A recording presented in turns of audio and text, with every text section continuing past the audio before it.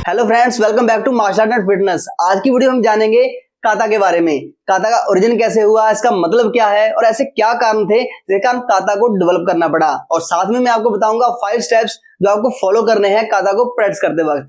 तो बने रहिएगा मेरे साथ। तो चलिए सबसे पहले डिस्कस करते हैं काता का मतलब क्या है।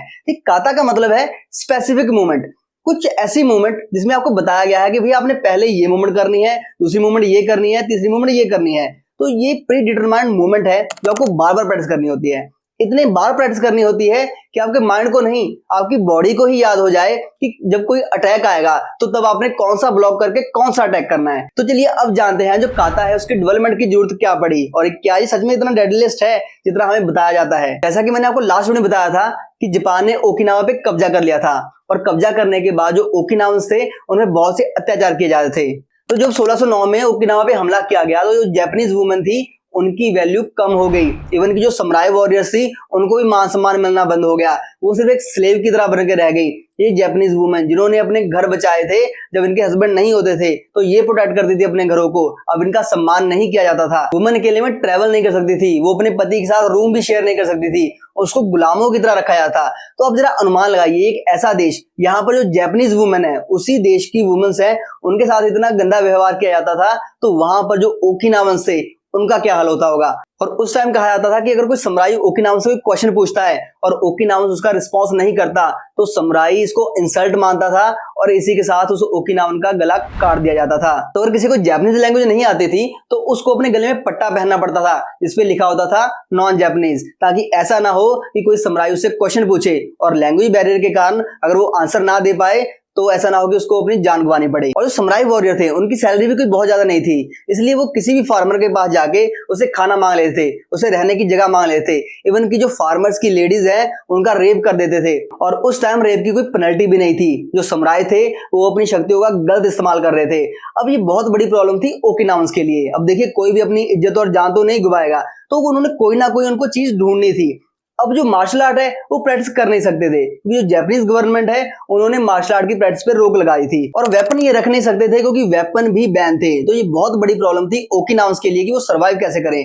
तो उन्होंने एक नया तरीका ढूंढा। उन्होंने चावल के खेत में काम करते हुए जो मार्शल आर्ट था उसको एज ए डांस प्रैक्टिस करना शुरू किया। देखिए मार्शल आर्ट पे बैन था लेकिन डांस पे बैन नहीं था, तो वो डांस कर सकते थे। तो उन्होंने इस तरीके से करना शुरू किया कि किसी को पता ही नहीं लगे कि वो मार्शल आर्ट की प्रैक्टिस कर रहे हैं। लेकिन एक नॉर्मल मार्शल आर्ट की प्रैक्टिस से समुराई वॉरियर को हराना मुश्किल था, तो इसलिए उन्होंने सोचा कुछ ऐसी मूवमेंट को डेवलप किया जाए जिससे जो दुश्मन है उसको हराया जा सके, जिसमें आपकी ताकत कम लगे, आपकी टेक्निक ज्यादा लगे और जो कमजोर व्यक्ति है वो अपने से ज्यादा ताकतवर व्यक्ति को भी हरा दे। तो इसी के चलते ओकिनावंस ने मूवमेंट्स बनाई और उसको बार बार प्रैक्टिस करना शुरू किया, बार बार प्रैक्टिस किया ताकि उनकी जो स्पीड है वो बहुत फास्ट हो जाए। क्योंकि जो समुराई वॉरियर्स थे वो बहुत स्ट्रांग थे, अगर वो चूक जाते तो समुराई वॉरियर उनको मार देता और अगर वो समुराई वॉरियर को नहीं मार पाते तो उनको डेथ पेनल्टी दे दी जाती। इसलिए उन्होंने मूवमेंट्स बनाई और इसको बार बार प्रैक्टिस किया ताकि इनकी स्पीड इतनी हो जाए कि समुराई वॉरियर को पता ना चले कि भैया हुआ क्या है।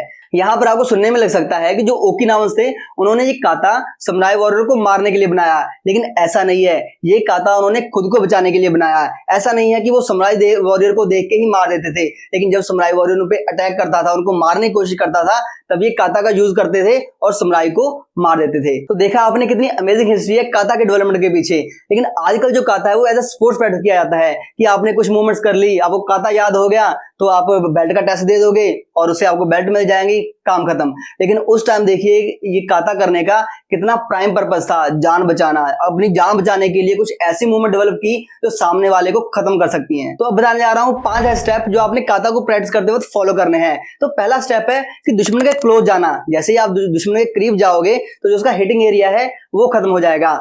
दूसरा स्टेप है कि आपने ऐसा नहीं कि उसके सामने जाना है, उसके बैक साइड में जाइए, उसके बैक साइड में जाइए, उसकी आंखों से ओझल हो जाइए और ये आपने बहुत स्पीड से करना है। तीसरा स्टेप क्या है कि उसके प्रेशर पॉइंट है उसको हिट करना है, तो उसकी मसल्स है उसको ढीला कर देना है या जो दुश्मन है उसको बेहोश कर देना है। चौथा स्टेप क्या है कि दुश्मन के हाथ या पैर को तोड़ देना है ताकि वो लड़ाई करने के काबिल ना रहे। और आखिर में 5वां स्टेप, या तो उसके ऐसे प्रेशर पॉइंट्स पे वार कीजिए जिसके उसकी जान चली जाए, या जो उसकी नेक है उसको तोड़ के दुश्मन को खत्म कर दीजिए। तो ये स्टेप्स एक्सट्रीम स्टेप्स हैं और ये तब प्रैक्टिस किए जाते थे जब ओकीनावास ने अपनी जान बचाने के लिए समुराई को मारना होता था। लेकिन आज के टाइम में ऐसा कुछ नहीं है, कोई अत्याचार नहीं हो रहा या हमें हर टाइम कोई मारने के लिए नहीं बैठा है यहाँ पर। तो आप इन स्टेप्स को फॉलो कीजिए, लेकिन दुश्मन को हराने तक, कि उसको चोट पहुंचा के, उसको एक सबक सिखा के वहां तक ही सीमित रखिए। ऐसा नहीं है कि आपने उसकी जान ले लेनी है। तो काता को प्रैक्टिस करते रहिए। काता जो कराटे का एसेंस है, जितना आप इसको प्रैक्टिस करेंगे उतने ही स्ट्रांग होते जाएंगे। जब भी आप काता की प्रैक्टिस करें तो ऐसे कीजिए कि उसका प्रैक्टिकल एस्पेक्ट समझ पाए। अपने क्लासमेट के साथ जब भी प्रैक्टिस करते हैं उसको बोलिए कि आप पे अटैक करेगा और आप काता की मूवमेंट यूज करके उस अटैक को ब्लॉक करें और अपना अटैक करें, क्योंकि यही तरीका है जिससे आप सीख सकते हैं कि जो काता है उसको प्रैक्टिकल लाइफ में, जब रियल लाइफ में वो सिचुएशन आएगी तो वहां पर कैसे अप्लाई करना है। सिर्फ काता की मूवमेंट को याद कर लेना ही काफी नहीं है, ये समझना कि रियल लाइफ में फाइट करते वक्त वो कैसे काम आएगा, ये सबसे ज्यादा जरूरी है। तो काता कराटे का एसेंस है, उसकी आत्मा है। जब आप ये सीख जाओगे कि काता को रियल लाइफ में कैसे यूज करना है तो आप कराटे भी सीख जाओगे। और अगर आपने कराटे के ओरिजिन की वीडियो नहीं देखी है तो इस लिंक पे क्लिक करके वीडियो जरूर देख लेना। तो आज की वीडियो से इतना ही। अगर आपको ये वीडियो अच्छा लगा तो प्लीज लाइक जरूर कर दीजिएगा, दोस्तों का शेयर करना मत भूलिएगा। तो अगर आप इस चैनल पे नए हैं तो सब्सक्राइब करके बेल आइकन जरूर दबा दीजिएगा, क्योंकि इस चैनल पे मार्शल आर्ट के रिलेटेड मैं ऐसी वीडियो लाता रहता हूँ ताकि आपकी नॉलेज पावर अप होती रहे। तो मिलते हैं नेक्स्ट वीडियो में।